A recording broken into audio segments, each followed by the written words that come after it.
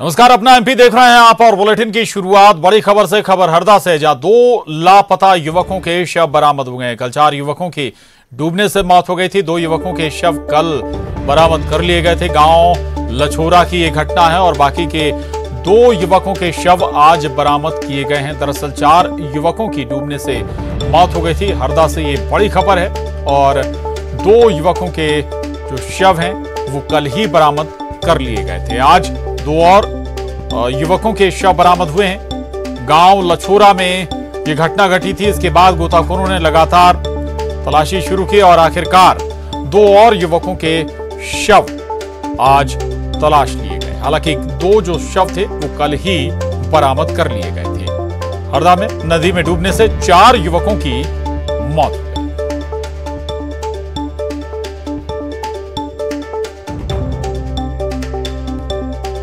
आपको बता दें, हरदा का ही मामला है जहां पर 2 लापता युवकों के शव बरामद कर लिए गए। दरअसल कल ये घटना घटी थी जब 4 युवकों की डूबने से मौत हो गई थी। हालांकि जो 2 युवक थे उनके शव कल ही बरामद कर लिए गए थे और इसके बाद गोताखोरों की टीम बाकी के 2 युवकों को लगातार खोजने में जुटी हुई थी। तमाम मशक्कत के बाद, कोशिशों के बाद आखिरकार आज 2 और युवकों के शव बरामद कर लिए गए।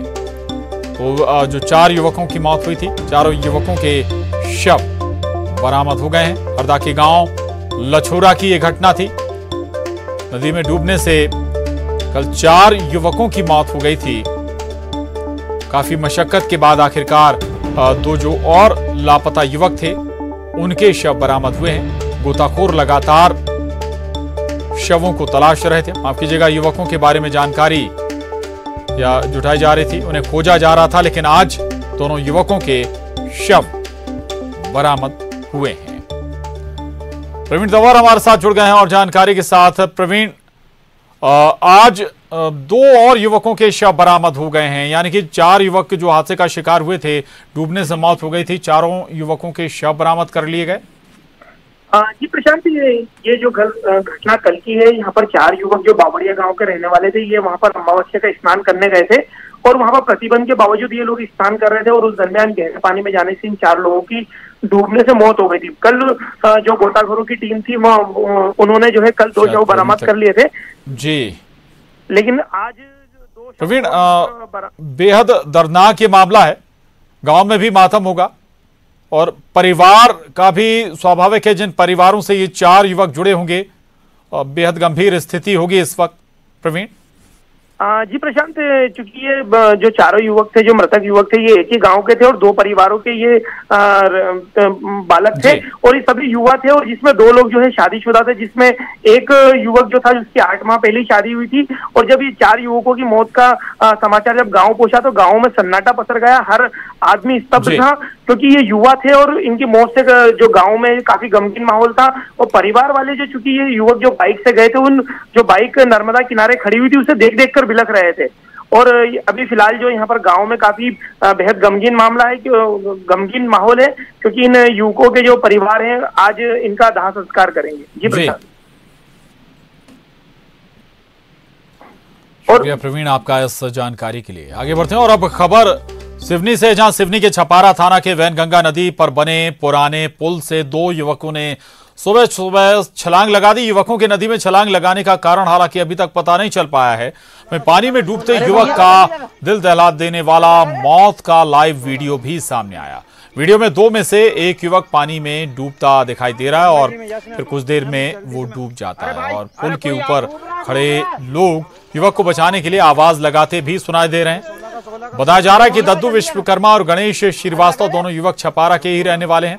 पानी में छलांग लगाने के एक युवक को मौके पर मौजूद लोगों ने उसकी समय रहते जान बचा ली, लेकिन दूसरे युवक को नहीं बचाया जा सका। युवक का शव या युवक की जानकारी अभी तक नहीं लग पाई है। घटना के बाद पुलिस मौके पर पहुंची हुई है। गोताखोरों की मदद से लगातार डूबे युवक की तलाश की जा रही है। तो अभी तक ये साफ नहीं हो पाया कि किन वजहों से युवकों ने छलांग लगाई थी। अजहर हमारे साथ जुड़ गए हैं। अजहर, जो युवक जिसे सुरक्षित बाहर निकाल लिया गया था, बताया जा रहा था कि आप ही ने बताया था कि पूछताछ भी जारी है, क्या जानकारी निकल कर आई, क्यों इन युवकों ने छलांग लगाई थी नदी में? देखिए प्रशांत जी, दोनों ही व्यक्ति छपारा के संजय कॉलोनी के निवासी बताए जा रहे हैं। दोनों युवक सुबह के मॉर्निंग वॉक पे ये बैनगंगे नदी पर पुल पे जो बना है वहां पर गए हुए थे। इसी दौरान जो एक युवक है दद्दू विश्वकर्मा, जिसने अपने अन्य साथी से ये कहकर छलांग लगा दी कि मैं बस आत्महत्या करने वाला हूँ, और इतना कहने के बाद छलांग लगा दी। इसी दौरान उसके साथ जो उसका मित्र गणेश था, उसने भी उसे बचाने के प्रयास में छलांग लगा दी। फिलहाल जो गणेश था उसे हल्का फुल्का तैरना आता, इस वजह से वो उसकी जान बच गई। उसने बचाने की कोशिश भी की अपने साथी को, लेकिन वो बचा नहीं पाया। और इसी घटना को देखते हुए लोगों ने अन्य जो वहां पर मौके पे मौजूद लोग थे, उन्होंने भी उस युवक को बचाने का प्रयास किया। फिलहाल युवक का शव अभी भी लापता है, और जो रेस्क्यू टीम है वो मौके पे है, और गोताखोरों की वजह से शव को बरामद करने की फिलहाल अभी प्रयास जारी है। जी जी, जो युवक डूब गया है अजहर, उसके परिवार वालों से कोई बात हो पाई कुछ, और जो मित्र हैं वो कुछ बता रहे हो क्यों ऐसा कदम उठाया युवक ने? देखिए प्रशांत जी, इस पूरे मसले में पुलिस द्वारा परिजनों से फिलहाल बयान लिए गए हैं। जो भी बयान है वो अभी गोपनीय रखे गए हैं, और परिजनों के हालात ऐसे नहीं है कि उनसे डायरेक्टली इस संबंध में किसी प्रकार के प्रश्न किए जाए। फिलहाल पुलिस जो है इस पूरे मामले में जांच कर रही है। जांच के बाद जो भी तथ्य निकलेंगे उस तथ्यों के आधार पर पुलिस कार्रवाई करने की बात कर रही है। ठीक है, शुक्रिया अजहर आपका इस पूरी जानकारी के लिए, धन्यवाद। और बात करेंगे इंदौर यौन शोषण मामले की। रिमांड पर चल रहे आरोपी प्यारे मियां से पुलिस लगातार पूछताछ कर रही है, और प्यारे मियां समेत अन्य आरोपियों को पुलिस बंगले पर लेकर पहुंची। लालाराम नगर स्थित बंगले पर आरोपियों को लेकर पुलिस पहुंची, और इससे पहले जो फरियादी हैं उनको भी इसी बंगले पर पुलिस लेकर आई थी। प्यारे मियां ने इसी बंगले पर युवतियों के साथ दुराचार किया था। पुलिस ने मौके से हालांकि अभी तक कोई साक्ष्य जब्त नहीं किया है। सीएसपी संयोगितागंज और उनकी टीम आरोपियों को इस बंगले पर लेकर पहुंची थी।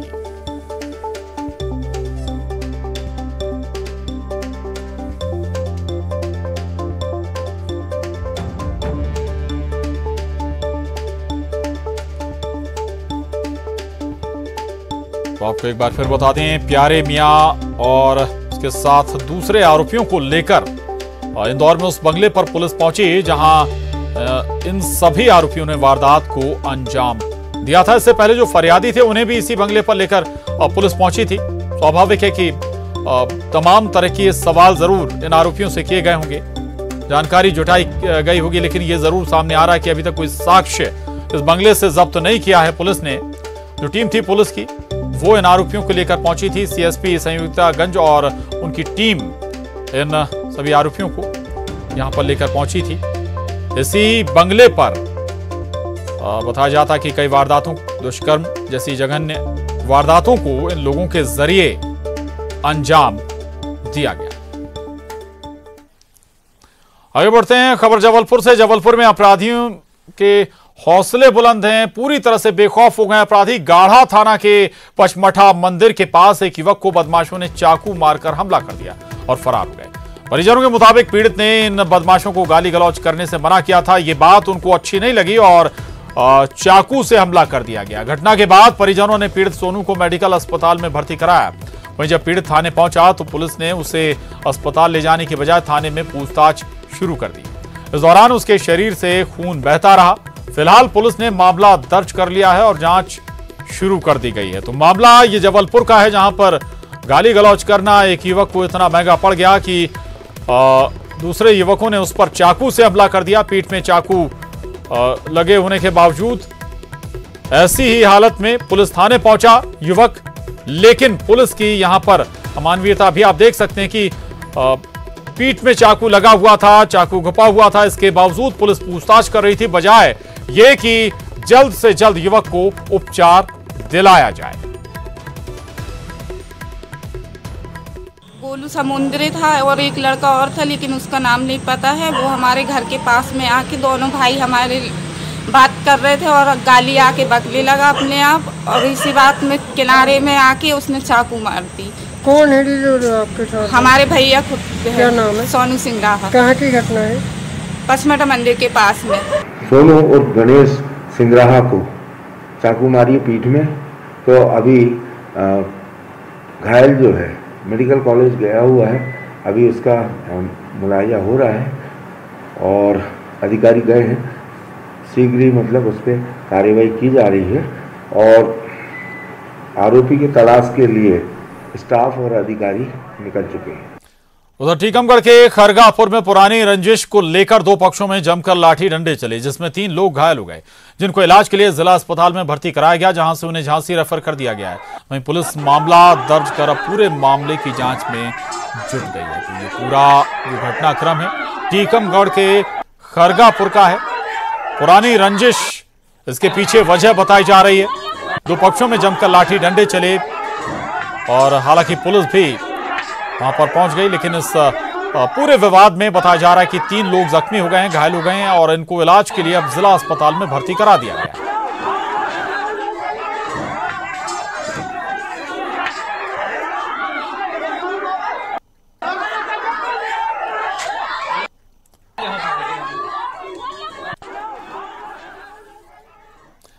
खबर दमोह से। दमोह के हिंडोरिया थाने की पुलिस नाबालिग से दुष्कर्म के आरोपी की खातिरदारी करती देखी गई।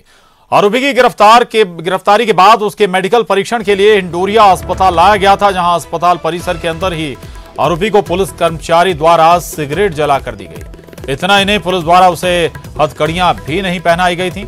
आपको बता दें कि आरोपी इरफान और उसके 2 साथियों ने 13 अक्टूबर को नाबालिग के साथ दिन में 2 बार छेड़छाड़ की और तीसरी बार उनके घर में जाकर मारपीट भी की गई थी। और इसी संबंध में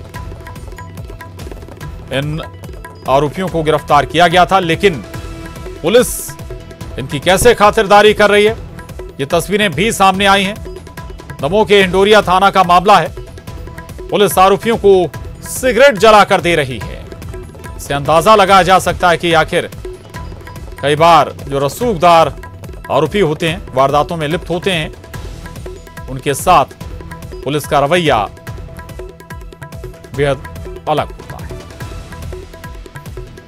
तो दमोह के हिंडोरिया का ये मामला है और जहां पर छेड़खानी और मारपीट के आरोप में जिन युवकों को पुलिस लेकर आई थी, उनकी खातिरदारी पुलिस करती हुई नजर आई। आरोपी की गिरफ्तारी के बाद उसके मेडिकल परीक्षण के लिए हिंडोरिया अस्पताल लाया गया था, जहां अस्पताल परिसर के अंदर ही आरोपी को पुलिस कर्मचारी ने सिगरेट जलाकर दी।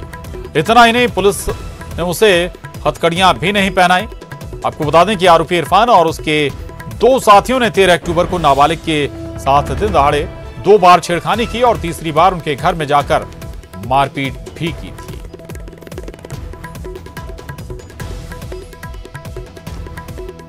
तो हिंडोरिया पुलिस, दमोह की हिंडोरिया पुलिस सवालों के घेरे में है। मेडिकल जांच के लिए आरोपियों को अस्पताल लाया गया था, लेकिन इस दौरान आरोपियों की खातिरदारी पुलिसकर्मी करते नजर आए और ना ही इन आरोपियों को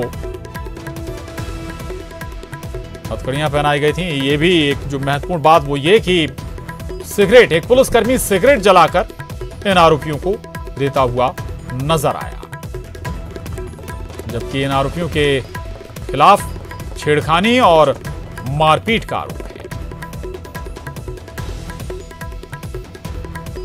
तो ये दरअसल पुलिस का रवैया है, जो कई बार सवाल भी खड़े करता है। आखिर जो फरियादी होते हैं, कई बार उनके साथ पुलिस का जो सलूक है, बर्ताव है, वो बेहद ही निराशाजनक होता है। और जो आरोपी हैं, अक्सर उनकी खातिरदारी करती हुई भी नजर आती है पुलिस। और ऐसा ही नजारा, ऐसी ही तस्वीरें सामने आई दमोह जिले के हिंडोरिया से, जहां आरोपियों को मेडिकल परीक्षण के लिए अस्पताल लेकर गई थी पुलिस और वहीं पर एक पुलिसकर्मी के जरिए आरोपी को सिगरेट जलाकर दी गई। और यहां वक्त एक छोटे से ब्रेक का है। ब्रेक के बाद भी खबरों का सिलसिला लगातार जारी है, जल्द लौटेंगे।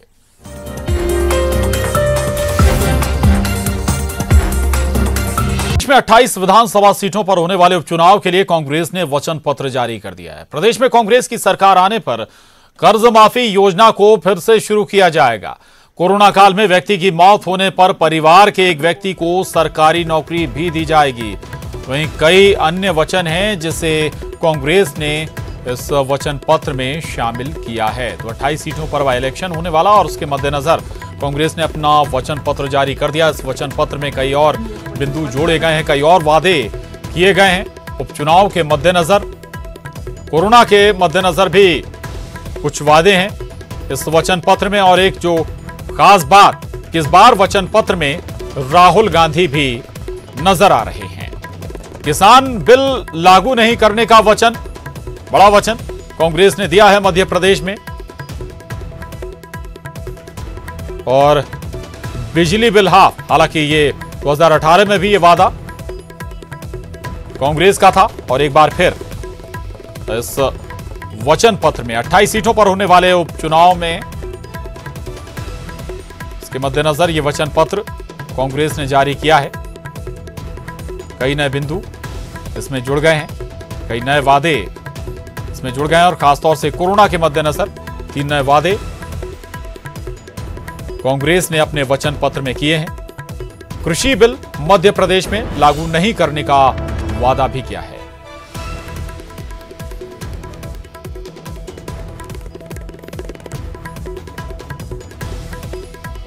तो आपको बता दें कि 100 रुपए में 100 यूनिट बिजली, जहां किसानों का कर्जा माफ किया जाएगा, साथ ही किसान बिल भी लागू नहीं करने का वचन कांग्रेस कर रही है। इसके अलावा किसानों की उपज समर्थन मूल्य पर खरीदने का ऐलान भी कांग्रेस के जरिए किया जा रहा है। शुद्ध के लिए युद्ध अभियान दोबारा शुरू किया जाएगा। इस अभियान को लेकर भी कांग्रेस लगातार उपचुनाव में प्रचार करती हुई नजर आई। सामाजिक सुरक्षा पेंशन की राशि बढ़ाने का वादा भी कांग्रेस कर रही है। इसके अलावा कोरोना संकट में सुरक्षा पेंशन योजना भी लागू की जाएगी अगर कांग्रेस सरकार आती है। आंगनवाड़ी कार्यकर्ता, सहायिका और आशा कार्यकर्ताओं का मानदेय भी बढ़ाया जाएगा। महिला एवं स्व सहायता समूह को 5 लाख तक का लोन दिया जाएगा। छोटे उद्यमी और कारीगरों को 50,000 तक का लोन दिया जाएगा। कर्मचारियों की मांगों का समाधान करने का वादा इस वचन पत्र में किया गया है। इसके अलावा गोधन सेवा योजना शुरू करने का ऐलान भी कांग्रेस की तरफ से किया गया। अगर सरकार आती है तो वचन पत्र में 52 नए वचन जुड़े हैं। हमने 2018 के चुनाव पर एक वचन पत्र बनाया था जिसमें 974 हमने वचन दिए थे।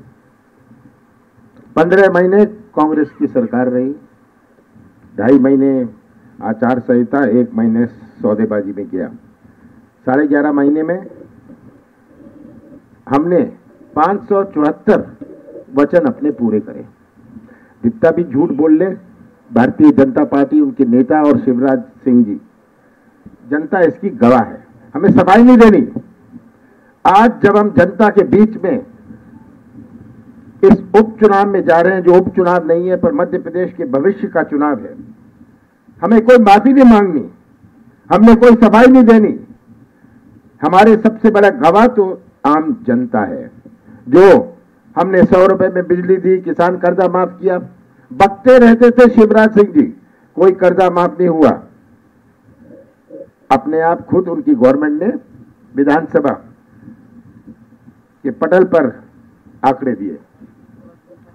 तो ये तो आज इनकी क्रेडिबिलिटी है, कुछ बोलने लायक नहीं है। 15 साल के बारे में कुछ नहीं बोलेंगे। 15 साल के बाद जनता ने इन्हें घर बिठाया। 2018 में नवंबर में इन्हें घर बिठाया। कौन सी ऐसी चीज कर ली 7 महीनों में जो ये जनता अपना फैसला बदले? ये उन्होंने किया, सौदेबाजी करी। कोविड में हजारों लोगों की मृत्यु हुई।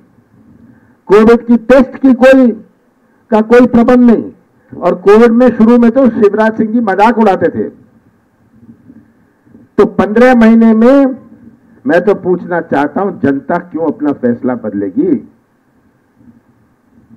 और पिछले 7 महीनों में सौदेबाजी के अलावा, नारियल फोड़ने के अलावा, झूठी घोषणाओं के अलावा, शिलान्यास के अलावा इसका कुछ कह नहीं पा रहे। इसलिए ये जनता का ध्यान मोड़ना में लगे हैं।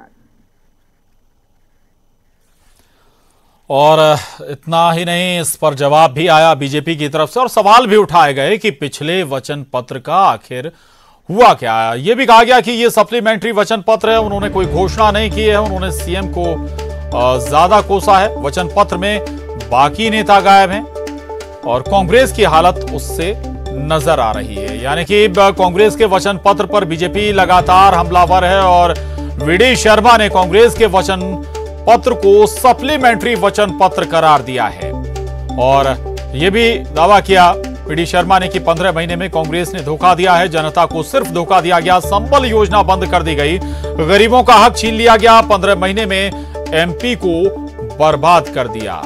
और इतना ही नहीं, अब कमलनाथ को बीजेपी से भय है। कांग्रेस की हालत अब नजर आती है।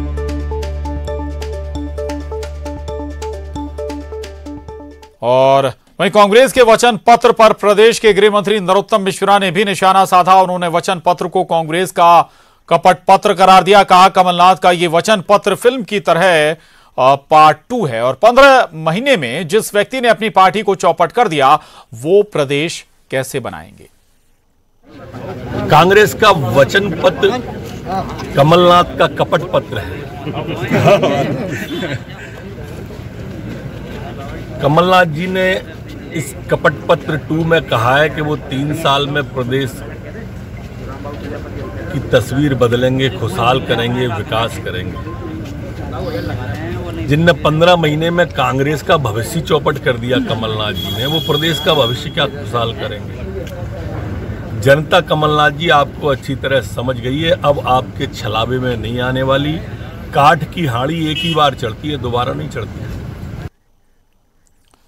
कमलनाथ ने शिवराज के उनको दिल्ली में 15% के नाम से मशहूर होने के बयान पर जवाबी हमला करते हुए कहा कि शिवराज सिंह चौहान 115% वाले नेता हैं। उनकी माने तो बीजेपी सरकार में हुए घोटालों पर बीजेपी के नेता बात नहीं करते हैं और घोटालों के आरोपों से बचने के लिए सरकार को गिराया गया। कमलनाथ ने कहा कि जनता का विश्वास कांग्रेस को मिल रहा है और बीजेपी के नेता बौखला रहे हैं। कांग्रेस के 4 दिनों के अभियान से ही बीजेपी घबरा गई है। शिवराज को मुख्यमंत्री के तौर पर अभी 15 दिन और काटने हैं। इसके साथ ही उन्होंने कहा कि एक्टिंग के मामले में शिवराज सिंह चौहान का कोई मुकाबला नहीं कर सकता। एक्टिंग में शिवराज सिंह चौहान शाहरुख खान को भी पछाड़ सकते हैं।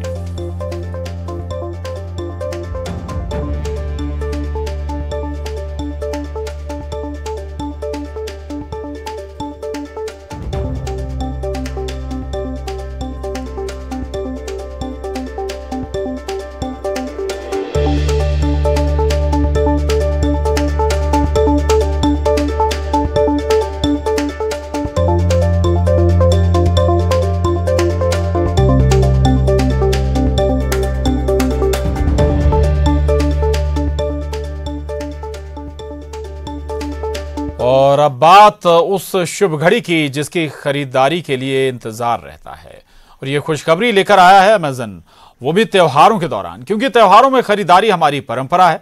ऐसे में उस खरीदारी पर अगर बम्पर छूट मिल जाए तो फिर हो गया ना सोने पर सुहागा। अमेज़न ग्रेट इंडियन फेस्टिवल वही सुहागा है जहां ब्रांड तो बड़े बड़े हैं लेकिन दाम बेहद कम। तो आइए देखें आज की खरीदारी में क्या है आपके लिए बेहतरीन डील। खुशियों का दरवाजा खोले Amazon ग्रेट इंडियन फेस्टिवल के साथ। ये है आज की टॉप 10 डील्स। Redmi Note 9 अब 10,999 रुपए में। OnePlus Y series smart Android TVs की शुरुआत 13,999 रुपए से। Samsung Galaxy M21 की कीमत 12,999 रुपए से शुरू।